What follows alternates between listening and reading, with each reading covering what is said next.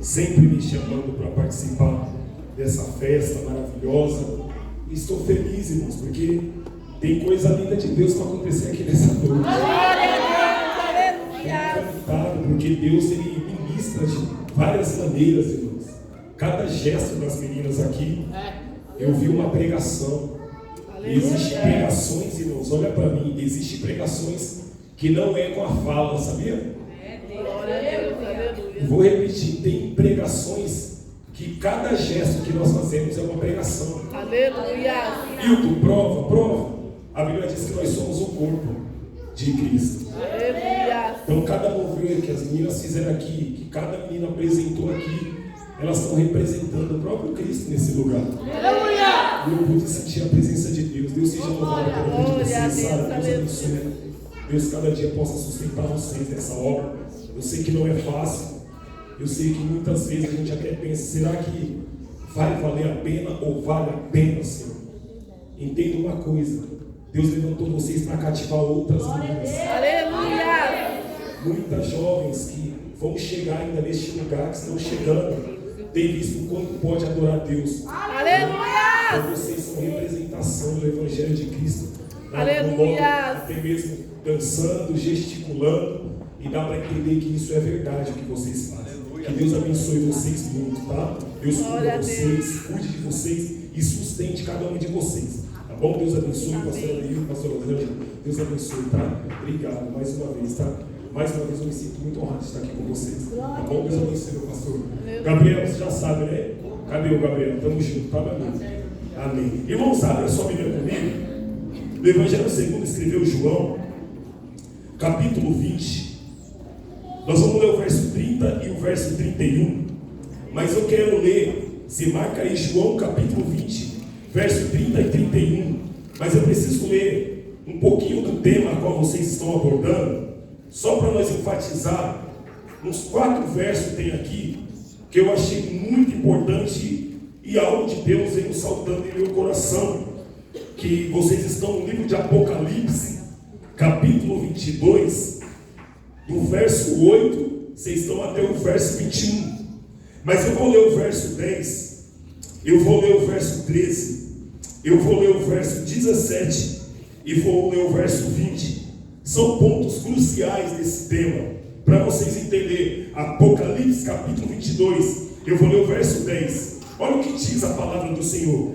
E disse-me: não seles as palavras da profecia deste livro, porque próximo está o tempo. Está dizendo, não encerre isso, não pare de falar nisso, não diga que é o fim disso. Ele está dizendo, o livro precisa estar aberto, porque próximo está o tempo. Verso 13 ele está dizendo, eu sou o Alfa e o Ômega, o princípio e o fim, o primeiro e o derradeiro. Verso 17, e o Espírito e a esposa dizem, vem. E quem ouve, diga, vem. E quem tem sede, venha. E quem quiser, tome de graça da água da vida. Verso 20, aquele que testifica estas coisas diz, certamente cedo venho. Amém. Ora vem, Senhor Jesus. Só a leitura da Bíblia eu já dou glória igual a vocês. João, o Evangelho de João 20, verso 30 e 31, está escrito, Jesus, pois, operou também em presença de seus discípulos muitos outros sinais que não estão escritos neste livro. Estes, porém, foram escritos para que creiais que Jesus é o Cristo, o Filho de Deus, e para que crendo tenhais vida em seu nome. Você está glória a Deus por isso, irmão? Pode se assentar, irmãos, glorificando o nome do Senhor. Me ajuda aí, meu amigo tecladista. Como que é o seu nome, meu amigo? Lucas, me ajuda, Lucas. Deus te abençoe, tá? Irmãos, vocês já me conhecem, sabem que isso não é um jargão, mas eu estou aqui na dependência do Espírito Santo, meus irmãos. E eu não sou nada sem o Espírito Santo aqui nesse altar. E Ele sabe que eu não sou nada sem Ele aqui nesse lugar. Irmãos, isso é uma verdade. Todas as vezes, irmãos, todas as vezes que eu falei em nome do meu amigo Espírito Santo, eu sinto a presença dele, irmãos.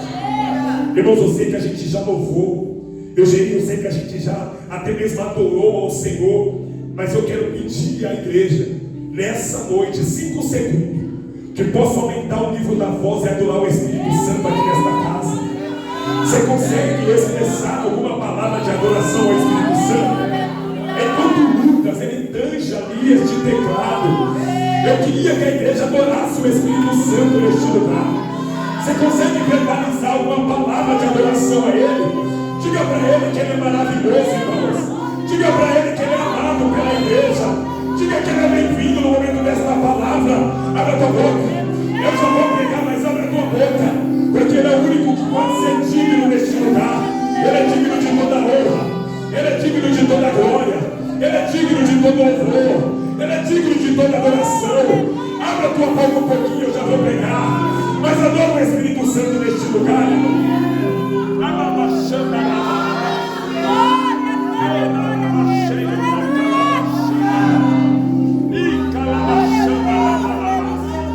Eu sinto a presença dele aqui, irmãos. Seja bem-vindo, meu amigo. Me ajuda a anunciar a tua palavra da maneira mais simples à tua noiva. Em nome de Jesus. Amada igreja de Jesus Cristo, jovens, adolescentes, pessoas maduras na fé e com experiências na vida. É interessante que o contexto ao qual vocês estão vivendo do livro de Apocalipse, que é o livro das revelações, e entendo, é interessante que eu preciso só explicar um pouco e pontualizar. Esse capítulo 22 me chamou a atenção do verso 8 em diante, porque o Senhor, nesses versos que eu li com vocês, no verso 10 ele está dando uma ordem para que João pudesse acatar, porque poderia ser que João poderia estar selando o livro, poderia ser que João estava fechando o livro, e ele deixa enfatizado para João: João, não cele este livro, não feche ele, não encerre estas palavras, porque estas profecias, elas vão distinguir que o próximo da vida dele, a vida dele está mais próxima do que a mente pode pensar. Ou seja, ele está deixando claro para João que a vida dele estava se aproximando, o tempo estava se achegando. E perceba que ele deixa enfatizado para João: João, eu ainda sou o mesmo, desde o princípio, eu sou o mesmo que estou chegando até o fim com você. E perceba que quando ele deixa essa ênfase, ele está deixando claro que as escrituras sagradas se cumpriu desde Gênesis, se encerra em Apocalipse. Ele está dizendo: João, tudo que eu comecei, eu estou selando hoje, eu estou deixando enfatizado hoje. Eu sou o princípio, mas também eu sou o fim. Eu sou o alfa, João, mas também eu sou o ômega. Eu sou o primeiro, mas também eu sou o último. Ele está deixando firmado isso para João, e ele deixa enfatizado em João, no coração de João, no livro das revelações. Ele está dizendo duas coisas à igreja: o Espírito, que é o Espírito Santo, e a esposa, que é a igreja, está clamando, está gritando, está dizendo: vem. Quem é para vir? O Senhor venha. O Espírito Santo, ele clama no coração da igreja por uma única causa. Ele não clama por uma porta aberta, ele não clama pelo carro novo, ele não clama pela uma propriedade dessa terra. O clamor do Espírito Santo no coração da igreja pulsa por uma coisa: ora vem, ora vem. Eu vou repetir: o Espírito Santo, ele arde no coração da igreja dizendo: ora vem, ora vem. É interessante que ele deixa enfatizar que não é só quem tem o Espírito Santo, mas também quem ouve a voz do Senhor, a palavra do Senhor, também está dizendo: vem, vem, vem. É interessante que ele está enfatizando, dizendo: e quem tem sede, vem beber dessa água, que é de graça, porque o Evangelho não é forçado. O Evangelho não força ninguém a entrar por essa porta. O Evangelho não é uma forçação de barra. Eu não acredito no Evangelho que te impulsiona a fazer o que você não quer. Ele está dizendo: se você ouviu, Se você ouviu e você sente sede, pode vir, que as portas estão abertas. A salvação não pede para você depositar nada. A salvação está dizendo, é de graça. Não sei quem precisa ouvir isso. Já vou entrar no contexto, mas estou explicando esse livro de Apocalipse. Não sei quem precisa ouvir isso. A salvação é de graça. Jesus se entregou para que eu e você pudesse se render a Ele. E Ele deu o passaporte da salvação para toda a humanidade. Mas para isso alguém precisa ter sede e vir até Ele. Ele está dizendo, você tem sede? Você ouviu? Então é de graça, vem beber nesta água. Então ele deixa enfatizar nisso. E ele encerra dizendo, aquele que testifica estas coisas diz, certamente não é tarde. Olha para mim, irmãos. Ele está dizendo, cedo é o fim. Irmãos, olha bem nos meus olhos. Ele não está dizendo que vai tardar a vida dele. O que é tarde para você, para ele vai ser cedo. O que é tarde para a humanidade, para ele vai ser cedo. Ele não está tardando, ele está chegando. Eu vou repetir, se isso pode soar no teu coração, que você tem o Espírito Santo. Ele não está tardando, ele está chegando.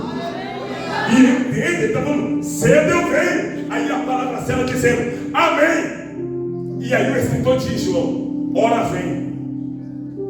Vem, Senhor Jesus. Então eu vou aguardar dessa vinda. E aí agora você lê o livro de João comigo. O livro de João é interessante, que é o próprio João que teve a revelação na ilha de Patmos. Esse é o mesmo João. E o que me chama a atenção nesse contexto, nessa explicação, e você já me conhece, o meu modelo de pregação é expositiva. Eu gosto de ler o texto, mas também eu gosto de explicar o texto, e também eu gosto de aplicar o texto. E olha para mim, é interessante que por onde eu tenho passado, eu tenho relutado com essa geração, porque essa geração é a geração do fast food espiritual, é a geração que tem comido qualquer coisa, é a geração que se aparece alguém colocando qualquer comida na goela, na garganta, na boca, essa geração está comendo. Mas é interessante que o pregador expositivo tem sofrido, porque o pregador expositivo, ele não sai da literatura, ele não foge da palavra, ele não sai da realidade que é a palavra. E olha para mim, pregar para quem tem fome é maravilhoso, mas é ruim pregar para quem já encheu a barriga. Meu Deus! Eu vou repetir, porque lá fora o mundo te dá tanta comida, que quando chega num ambiente desse que tem comida sólida, nós já estamos papuçados com uma falsa comida. Então o Senhor tem falado comigo esta reluta, mas eu não vou parar de pregar a pregação expositiva. Eu creio, e eu já tenho vivido, e eu tenho visto que a pregação da palavra é que está trazendo avivamento sobre a igreja. E ainda eu não preguei, estou na explicação, eu vou explicar, mas eu estou pregando para uma geração que ama a palavra, e é a geração que vai levar chama por onde passar pelo poder da palavra. Olha, interessante que o livro de João, o personagem principal desse livro é o próprio Jesus.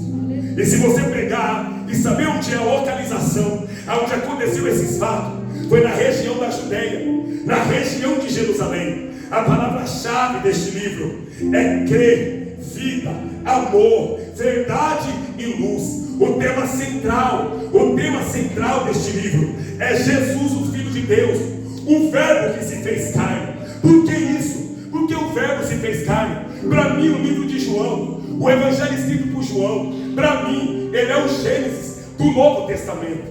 Por que ele é o Gênesis do Novo Testamento? O livro de Gênesis, capítulo 1, no verso 1, se você abre lá, está escrito que no princípio Deus criou o céu e a terra. No livro de João, capítulo 1, se você abre o livro de João, capítulo 1, está escrito bem assim, não é eu que escrevi, está escrito, no princípio era o Verbo, e o Verbo estava com Deus, e o Verbo era Deus. Ele estava no princípio. Todas as coisas foram feitas por Ele, e sem Ele nada do que foi feito se fez. Nele estava a vida, nele estava a vida, e a vida era a luz dos homens, e a luz resplandece nas trevas, e as trevas não a compreenderão. Olha para mim, o livro de João é o Gênesis do Velho Testamento. Aleluia. O Gênesis vem testificando a divindade dele. O Gênesis vem falando que ele não veio de baixo. O Gênesis vem falando que ele veio de cima. Deixa eu aplicar isso rapidamente. Ele veio de cima, desceu para baixo, voltou para cima e vai descer de novo. Agora já você está pegando isso. Ele veio de cima. Mas Jesus ele não veio de João, mas olha para mim, Jesus não era projeto de homem. Meu Deus. Jesus era projeto do céu, para a salvação de toda a raça humana. Então este livro de João me encanta, porque Mateus, Marcos, Lucas, eles escrevem para um povo específico. Para quem que eles escrevem? Judeu, romano e grego. Mateus, Marcos e Lucas escrevem para judeu, romano e grego. E João não teve população. João não teve público. Não sei se você vai dar glória. João não teve público, eu estou na explicação. E o que? Por que não teve público? Porque este livro, ele é universal. E por que ele é universal? Por que não tem um ponto definitivo? Porque João, ele escreve decifrando que Jesus, ele veio para salvar, independente de cor, independente de raça, independente de nome, independente se tem dinheiro, independente se não tem dinheiro, independente da sua classe social. Ele veio para salvar toda a raça humana dessa terra. É por isso que eu amo os evangelhos. É por isso que eu amo Cristo. Porque se fosse por classe social, eu não estaria nessa lista. Aleluia. Se fosse por uma qualidade linguística, eu não estaria aqui. Se fosse por alguma perfeição estética, também eu não estaria aqui. Se fosse pelo falatório perfeito, nós não estaríamos aqui. Aleluia. Se fosse por ser bonzinho, nenhum de nós estaríamos aqui. Mas só que João, ele está enfatizando, deixando claro, não é por bondade sua, é pela misericórdia e o amor dele por você. Porque tem pessoas que acham que a salvação é por mérito, é por benevolência, porque eu fiz o bom, eu vou ser salvo. Não! Quem fez e deixou registrada a salvação foi Jesus na cruz do Calvário. E entenda, esse povo não era um povo específico. João está deixando claro, esse livro é um livro universal. E entenda uma coisa, olha que coisa linda, eu vou aplicar já. Mateus, Marcos e Lucas está descrevendo Jesus como homem Deus. Olha para mim, como homem Deus. Mateus, Marcos, Lucas decifra Jesus como homem Deus. E João está decifrando, não sei se você está agora nessa explicação, está decifrando o próprio Jesus, não como homem Deus. João decifra ele como Deus homem. Glória a Deus, aleluia. Porque todas as vezes que Jesus pisou na terra, Mateus, Marcos e Lucas falavam da sua natureza humana. Jesus na casa de Marta e Maria e Lázaro comendo em Betânia. Jesus falando com um leproso. Jesus perdoando uma prostituta. Jesus indo na arraial de 10 leprosos e dando uma palavra para ele, e os 10 caminhando foram curados. Jesus sentando e comendo na casa de Simão leproso. Ou seja, eles mostravam a humanidade dele, porque ele era, irmãos, eu estava orando, não foi copiando no Google. Eles mostravam o 100% homem e o 100% Deus. Irmão, me explica uma coisa. Olha para mim. Me explica uma coisa. Nenhuma divindade nessa terra, deuses falsos, deuses feitos por mão humana, consegue ter o poder que ele tem. Aleluia. Qual? Ele teve um poder que o homem não tem. Ele foi 100% homem, 100%. Aleluia. Ele sabia equilibrar isso. É o que nós não sabemos saber, não conseguimos equilibrar. Saber ser humano e saber ser espiritual. Tem ambiente que você vai ter que ser uma pessoa social. Não dá para ser espiritual em todo lugar. Como que você está falando isso, Will? Você vai ter que ser uma pessoa educada em alguns ambientes, como um cidadão comum. Não dá para falar em línguas no trabalho. Não dá para dar lugar como nós damos lugar aqui num ambiente onde ninguém sabe o que está acontecendo. Lá, você é uma pessoa comum. Mas chegou aqui. Aleluia. Eu não estou pregando nada, mas pastor, sabe o que está acontecendo? Está havendo uma troca de valores. Tem pessoas vindo para o culto e reagindo como 100% homem. Chega na igreja e não reage. Verdade, Pai. Não se move. Acha que a igreja é o ambiente da onde ela veio, lá fora. Lá você é 100% homem e mulher. E aqui eu não vejo 100% homem e mulher. Por quê? Aqui você quer que tá agora. Aqui você fala uma língua que ninguém sabe lá fora. Aqui tem pessoas que choram, que lá fora, se chorar, vai dizer que tá doido e doido. Verdade. Aqui tem pessoas que dão cada salto de alegria, que lá fora vão dizer que você está ficando maluco. Sabe o que é isso? Equilíbrio. Chegou aqui, você não é mais humano. Você é um ser humano com a mente no.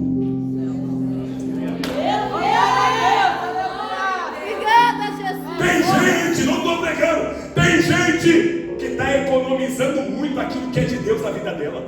Aleluia, Deus. O Olha aí. levantar da mão não é seu, minha querida, meu querido.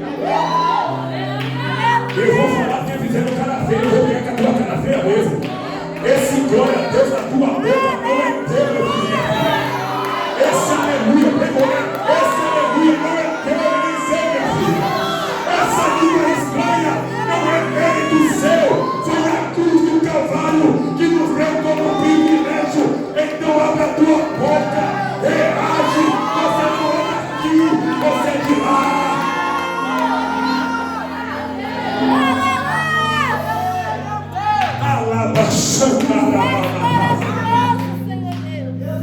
E o que você está correndo, demorando para aplicar, vamos aplicar, tem mais um tempo. Foi me dado um tempo maravilhoso.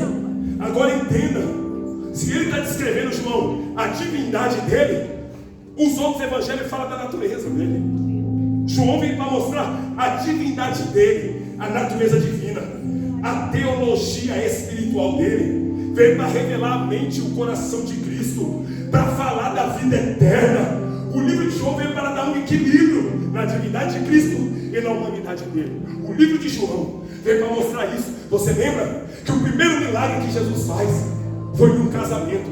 E a pergunta que não quer calar: por que ele não iniciou o milagre dele num palco, no meio de uma plateia, dizendo: eu sou Cristo? Ele poderia pegar uma multidão, pegar os discípulos e falar: atrai para mim milhares e milhares. Por quê? Hoje no culto eu vou me revelar quem eu sou. Para onde é que ele foi pela primeira vez fazer o seu primeiro milagre? Para um casamento. Você nunca entendeu isso? Casamento está ligado à aliança. E a aliança está ligada à fidelidade. E fidelidade está ligada ao compromisso. E compromisso está ligado à obediência. Jesus, ele não quebra protocolo. Sara, ele é o alfa. Ele é o ômega. Eu estou me arrependendo toda essa direção agora. Aleluia, meu Deus. Quando ele veio lá no Antigo Testamento, que Deus destruiu a humanidade com o dilúvio, só Noé e a sua família foram salvos. Quando Noé sai da arca, que ele está se enveredando com as uvas, as plantações das vinhas que ele tinha plantado, que Deus olha e vê que a humanidade ainda estava com o coração ainda maldoso. Deus, ele fez com que um arco celeste descesse na terra.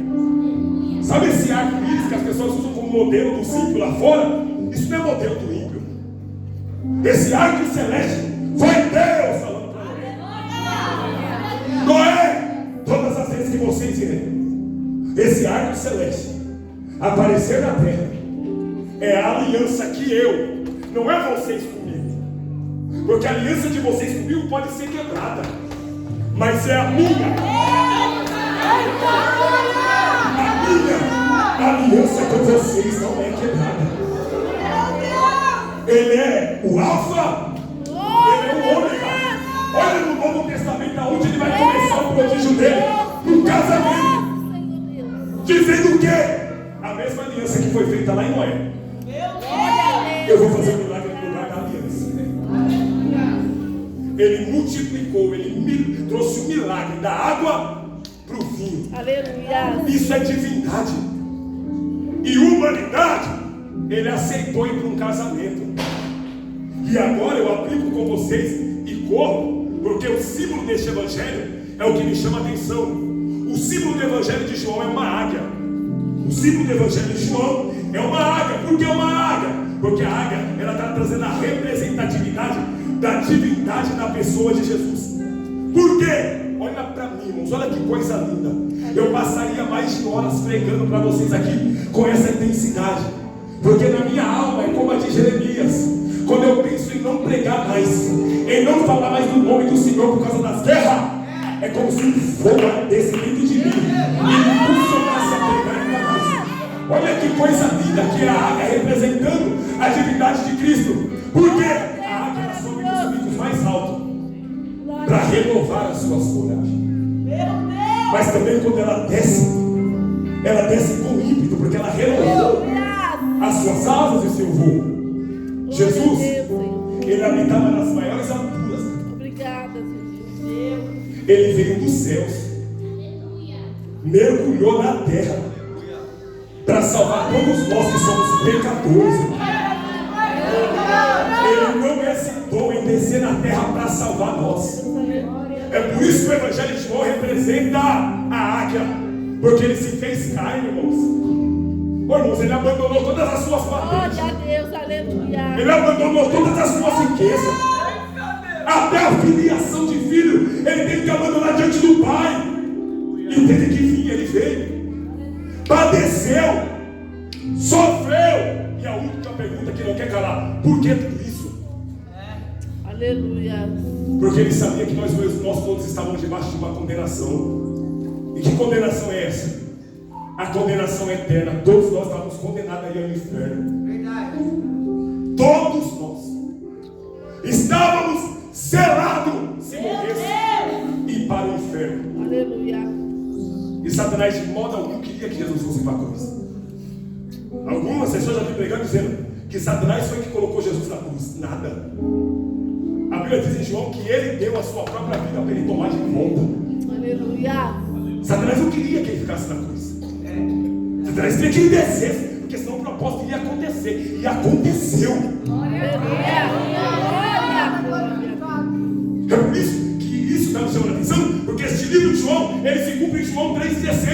Esse livro é o resumo de João 3,16. Qual é o livro de João? 3,16. Que Deus amou o mundo de tal maneira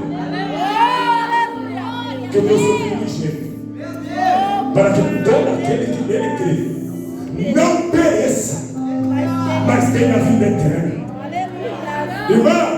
Irmão, se você está perecendo, eu quero te oferecer Jesus. Eu vou repetir, parece simples.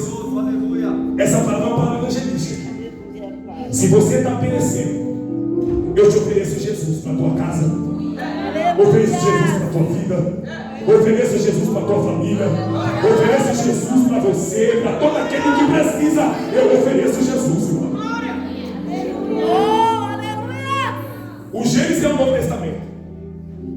Ele termina em João, tem na revelação do Apocalipse. Você vê que João, ele é o Gênesis do Novo, e o Gênesis do Velho ainda não quebra essa ligação.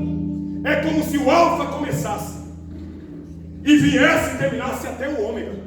Aleluia. Tudo na mesma linhagem. De tal maneira que agora eu aplico e eu corro. Que João 20 é uma das passagens que mais me encanta. Aleluia. Porque quando você vai ler João 20, no verso 1, Maria Madalena, ela sai da sua casa para ir ao sepulcro. Porque no capítulo 19 de João, Jesus está sendo crucificado. Aleluia. Jesus está passando pelo mártir naquele momento. E tudo que eles veem é um Jesus martirizado, um Jesus crucificado. E a Bíblia diz que José de Arimateia e Nicodemos, está escrito no capítulo 19, no verso 38, que José de Arimateia era um homem muito rico, e Nicodemos, rico também. Mas o texto diz que José de Arimateia era um discípulo oculto do Senhor. Vou repetir: José de Arimateia era um discípulo oculto do Senhor. Estou aplicando já. Você acredita que tem muito crente 007? Na igreja ele é a gente, mas lá fora ninguém sabe quem ele é e quem ela é. Aleluia, Pai. Você pode ser crente maravilhoso, irmão, mas eu estou pregando para alguém que é discípulo oculto. Amém, Deus. Não fala de Jesus para ninguém lá fora. E eu provo isso aqui pregando para vocês. Eu morei numa comunidade, vivia numa miséria, vivia na perdição, largado na vida. Deus usou o meu cunhado para se converter, fez todo um reboliço. O menino ia todo domingo em casa para pregar para mim, e eu era jogador de futebol e amava futebol de domingo. Todo domingo ele ia lá pregar, e alguns me disseram que ele deixava uma cadeira reservada para mim e para minha esposa, para levar para o culto. Ele saía da hora do culto, deixava 2 cadeiras reservadas e dizia: aqui é minha irmã e aqui é meu cunhado. Aleluia! Oh, aleluia, meu Deus. Esse não era discípulo oculto. Mas havia crentes aonde eu morava, e até hoje está lá eles, que eles viam a gente na miséria. Irmão, olha para mim. Quem carrega o Espírito de Deus na alma não consegue passar por alguém que está na miséria